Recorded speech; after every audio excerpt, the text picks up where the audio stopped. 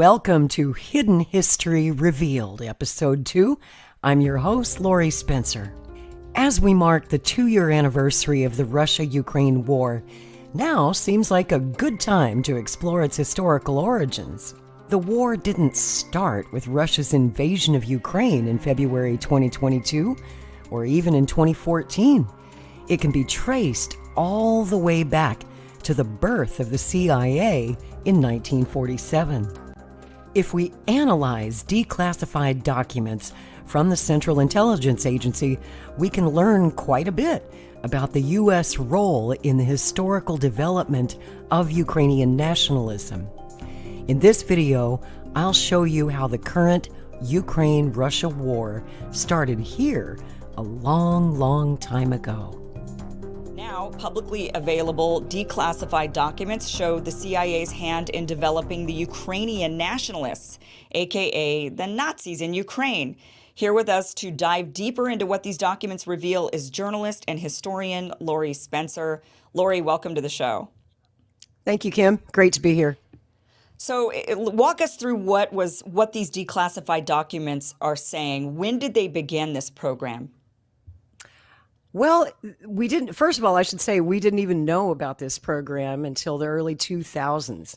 The documents were declassified under the Nazi War Crimes Disclosure Act.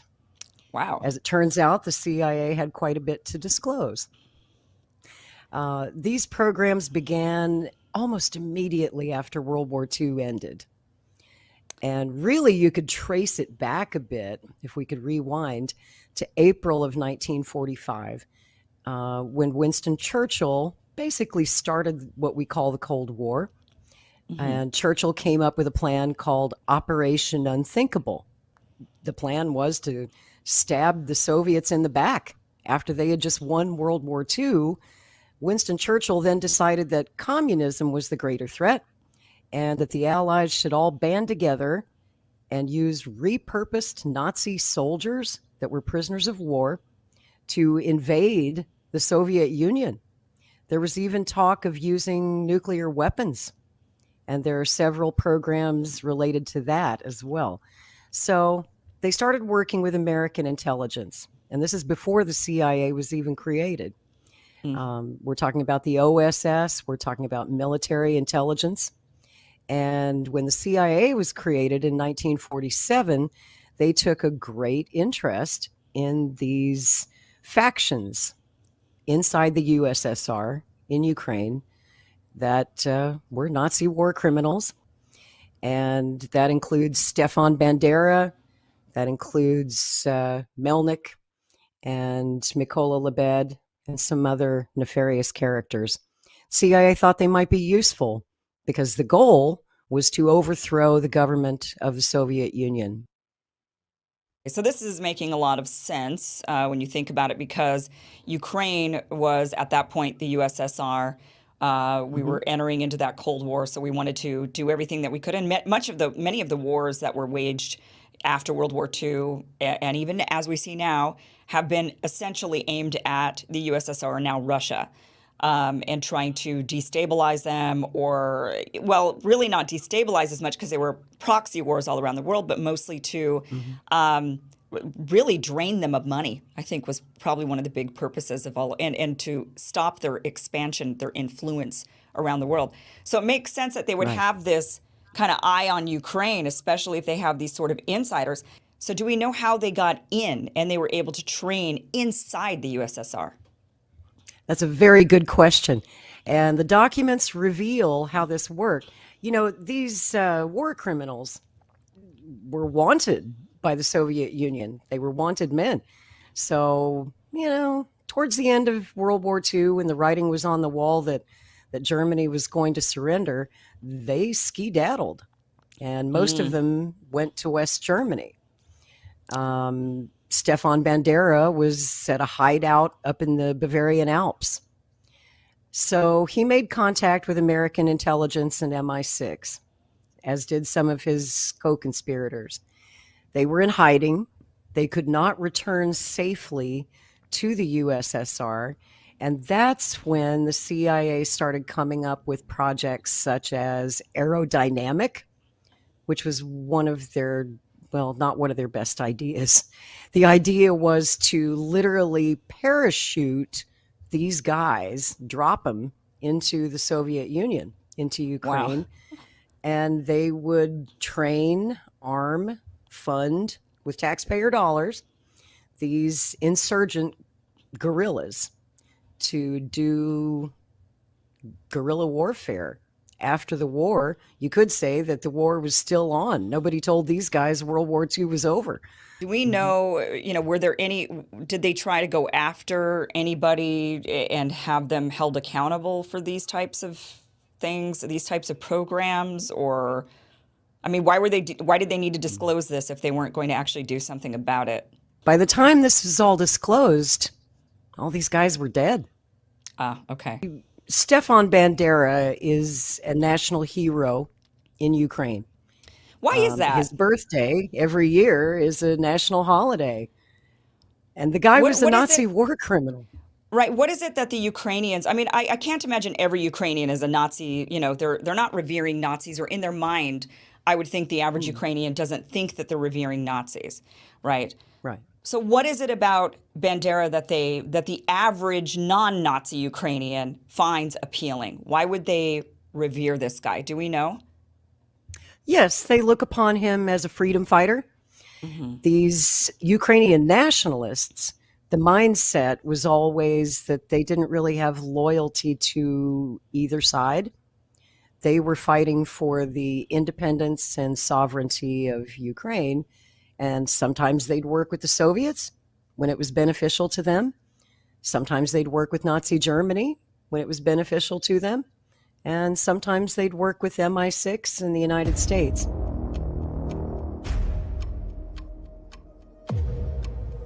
Let's start with this declassified CIA document from 1947, outlining the details of Operation Belladon.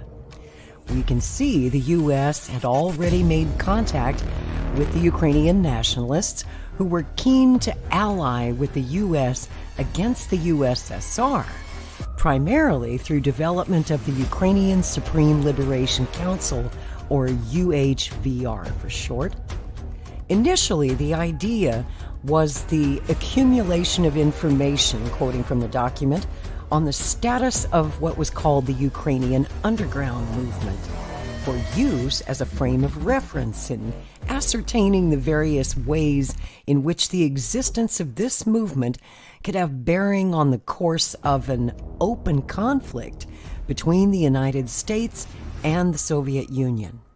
Later on in the document, we can see the known affiliations of the UHVR that the CIA was aware of, specifically the Stefan Bandera and the Melnik factions of the Organization of Ukrainian Nationalists, the OUN, in addition to the Ukrainian Insurgent Army, the UPA.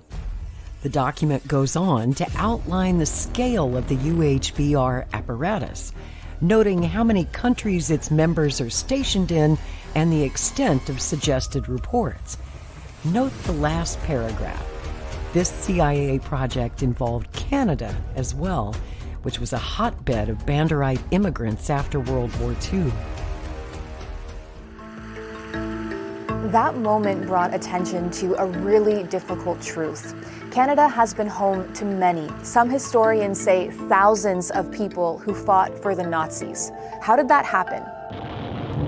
After the Second World War, Europe was in ruins.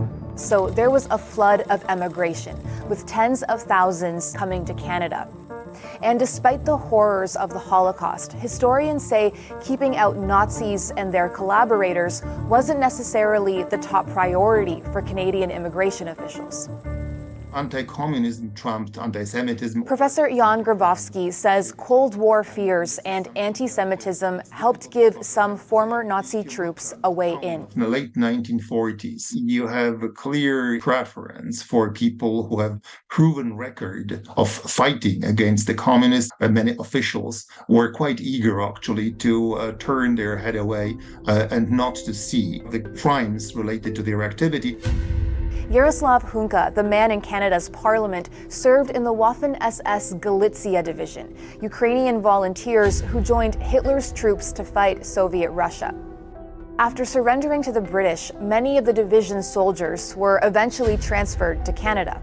Others who came to Canada lied or withheld information about their Nazi backgrounds or identities to get in. Helmut Rauka used his middle name when he arrived, becoming a Canadian citizen in the 50s. 30 years later, he was extradited to what was then West Germany, linked to the murders of 10,500 Jewish people. But overall, extraditions have been rare, and prosecution in Canada nearly impossible, experts say, because of a legal decision in 1994. Imre Finta was accused of organizing the deportation of more than 8,000 Jews to Nazi prison camps. Finta was charged under Canada's criminal code, but acquitted. His defense, that he was following the orders of a superior.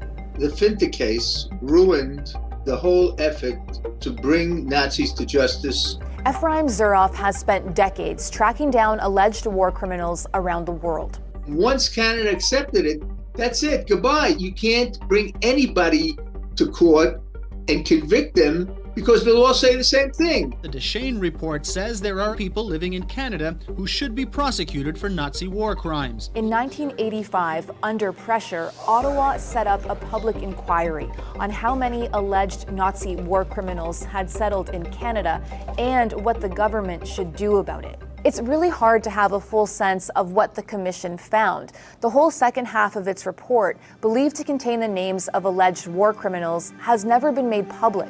Historians and advocates for the Jewish community say that's a problem. If we disregard history, it bites us very strongly on the neck. I hope this scandal will explode this veil of secrecy. The sooner we can look at history straight in the eye, the better for everybody. As the CIA expanded its operations in Ukraine, additional projects came to light. There was Project AERODYNAMIC, which we covered in episode 1, formerly known as Project Cartel, Project Androgen, and Project AE Carthage, which operated from 1949 to 1970, before being reclassified under project named AERODYNAMIC in 1970, and finally AEROPLUM until 1991.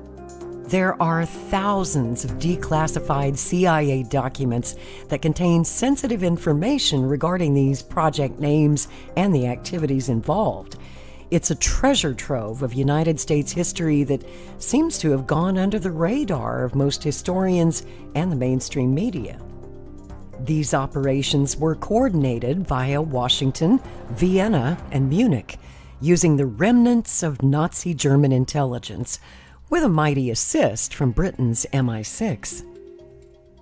As these declassified reports reveal, the CIA was well aware that these Ukrainian militias were Nazis, war criminals, murderers, and traitors to their country, the USSR, and the CIA did not care.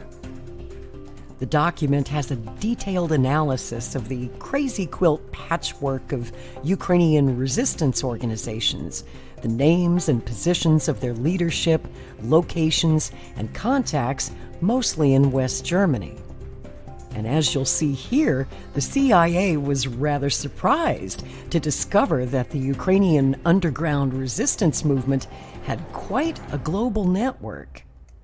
In this operational memorandum, we see that the Ukrainian nationalists had contacts in Poland, Hungary, Romania, Turkey, Yugoslavia, Rome, Manchuria, China, France, Sweden, and interestingly, the Middle East. Many Ukrainians, including members of UPA and the OUN, accompanied the army to the Middle East because of the bad treatment, it says, they received from the Poles. Many deserted and spread into Palestine, Syria, and Egypt. As this document points out, in the early 1950s, the CIA had no Ukrainian nationalist operatives inside the United States, but that would soon change. The agency started bringing them into the U.S. around 1953, starting with CIA Director Allen Dulles personally recruiting Mykola Lebed, one of the most notorious Nazi war criminals, probably the highest-ranking Nazi war criminal ever brought into the United States. And for more information on that, please listen to Episode 1 of the Hidden History podcast. Although they certainly had no friends in Soviet Russia, the Ukrainian Nazi nationalists did have friends in very high places at the Vatican. As the document reads, quote, "The UHVR has always maintained a fairly close contact with the Vatican, although indirectly, for several conflicting factors are involved." From the very start of the U.S.-Ukraine love affair in 1945, the Ukrainian nationalists were begging us for funding, arms, and support in their quest to overthrow the government of the Soviet Union. At the time, the U.S. was hesitant. After all, the Soviets had proven a formidable fighting force in World War II and were still officially, on paper, our allies. In the 21st century, however, the U.S. and its Western allies seem to think that regime change in Russia is an idea whose time has finally come. The CIA admits in this plan memo that they placed secret agents undercover in the International Red Cross, UNRWA, and other humanitarian aid organizations in the war-torn regions of the world. Paragraph C refers to, quote, establishment of agents in cover jobs such as International Red Cross, UNRWA, hotels, interpreting, or organizations including various nationalities. These were very high-risk missions. Agents were given personal weapons, money, and suicide pills to take if they were caught by the Soviets. Paragraph H refers to facilities for changing German marks into Swiss currency. It says the UHVR has at present about 1,500,000 German marks collected from Ukrainian displaced persons in Europe, but they have great difficulty in converting it. If they could exchange marks for any foreign currency, they would not have to request the supplies mentioned above, because with negotiable currency, they could procure what they need, even in the USSR. The Ukrainians' wish list to their CIA employers reads as follows: send us cigarettes, vitamins, clothes, cars, and cash. And some CIA analyst scribbles in the margin, what about all this? Concerned with Ukrainians in Poland is another handwritten notation on this page, considering the Banderites' savage slaughter of Poles during World War II a reasonable concern. In Episode 1 of Hidden History, we told you about Project AERODYNAMIC. The underlying objective of AERODYNAMIC was, quote, nationalist flare-ups in widely scattered areas of the Soviet Union, particularly in Ukraine. And as I told you in Episode 1, the CIA brought Nazi war criminal Mykola Lebed to the United States and set him up in New York City running the Prologue Publishing Company, an agency front. Soviet intelligence was not fooled by this ruse, however. The KGB knew exactly what was going on. The premises of Prologue are located in a large residential apartment building in New York, so that surveillance of the premises would be more difficult than if the offices were located in a private building. The cover activity of the group is such as to provide plausible cover for its clandestine activity. The group has been attacked by the Soviets for anti-Soviet activity, and its members have been attacked for being, quote, lackeys of Western intelligence organizations. Recently, a visiting Soviet citizen has even said he knew Prologue was supported by the CIA. To date, there have been no official Soviet charges to this effect, and it is almost a certainty that no documentary proof of CIA support is available to the enemy. Even though these CIA documents were declassified nearly 20 years ago, certain parts are still redacted in regards to funding, making it difficult for historians to follow the money. The CIA had a variety of cryptonyms for their Ukrainian operatives. For example, Mykola Lebed was Cassowary II. Stefan Bandera had a CIA code name. It was Cavatina I. Cavatina II was the cryptonym for Yaroslav Stetsko. Cavatina VI, a catch-all cryptonym for the Bandera faction of the Organization of Ukrainian Nationalists, or the OUNB. Although this video only covers a minuscule portion of the declassified documents from the CIA, it's important to note that these secret projects define half a century of support for Ukrainian nationalism, and there are still thousands more to analyze. I hope this sheds some light, and if you'd like to take a closer look at the documents yourself, I will place some links in the description of the video. The documents referenced in this video were declassified under the Nazi War Crimes Disclosure Act of 1998, passed by Congress. They were not made available to the public until the early 2000s. Turns out the CIA had a lot to disclose.